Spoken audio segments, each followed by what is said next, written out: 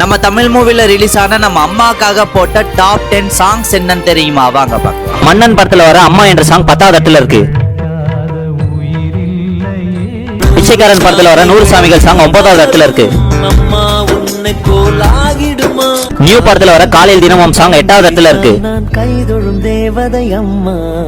கணம் படத்துல வர அம்மா சாங் 7வது இடத்துல இருக்கு. கடவுளின் கண்கள் நீ அம்மா. வியாபாரி படத்துல வர ஆசைப்பட்ட எல்லாத்தையும் சாங் 6வது இடத்துல இருக்கு. ராம் படத்துல வர ஆர்ஆர் ஹீரோ சாங் 5வது இடத்துல இருக்கு. M Kumaran son of Mahalakshmi படத்துல வர நீயே நீயே சாங் 4வது இடத்துல இருக்கு.